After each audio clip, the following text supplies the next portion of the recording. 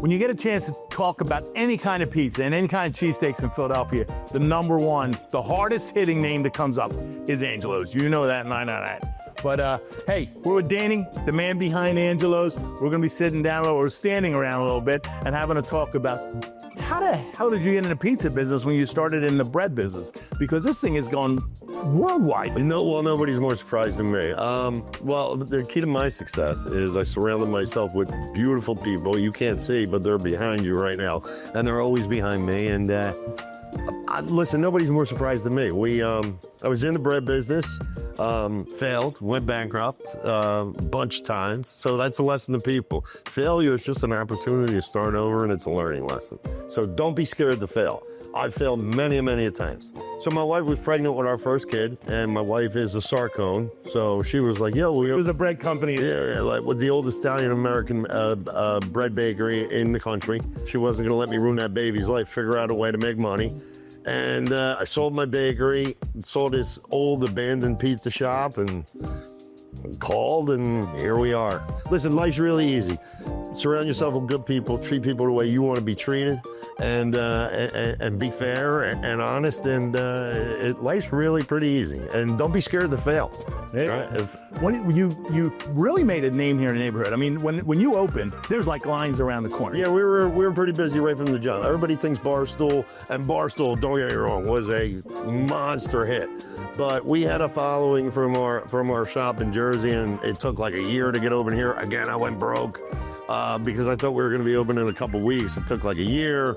So there was like a build up, and then, yeah, we just, listen, nobody's more surprised than me. All right, so you had a flavor in Philly. There's passion here in Philly. There's grit. There's history. Yeah. You're like the hardest hitting name here in Philly right now. Yeah, it is. I think it is. So, but you're like coast to coast now. You've actually done some celebrity work, some private work. Wait, tell me about how that's happened. How did they find you? Just, I don't know. I really don't know. I can't explain it. All I can tell you is I put out good energy, and it's the truth. You put out good energy, and it comes back to you. If you're always ho-hum and nothing good's going to happen, nothing good's going to happen. But, life is high tide and low tide. And when the tide is low, you got to keep your head above the water. And then when the high tide comes in, you stay even. You just stay even the whole time. I love that, because we've had a chance to golf a lot. And one of the things we've always talked about is the passion of what you do. And you instill it around everybody around you, but you also you've taken social media.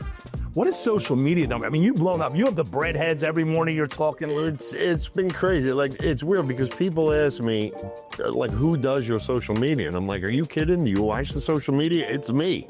There's no rhyme or reason, but Craig, we show you the good and the bad. So we showed you everything, the fires, the floods, the good pizzas coming out, the bad pizzas coming out that are burnt that we throw in the trash. So, we don't bullcrap anybody. No, you don't.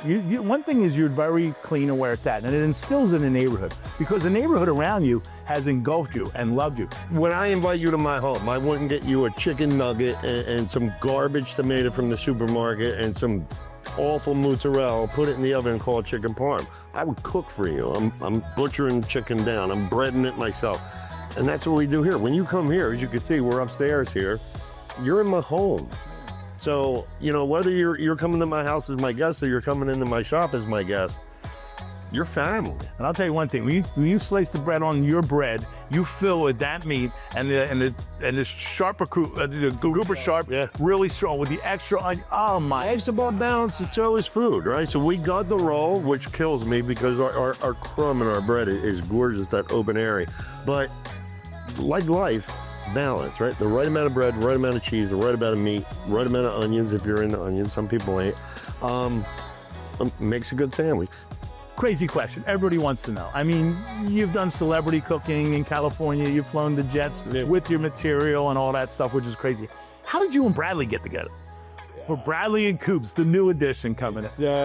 So we were open here for a little while, and there were like celebrities coming in, and then I was on the oven all day making every pizza, and Jared was my right-hand man, cheesing them in basil and cutting them when they came out.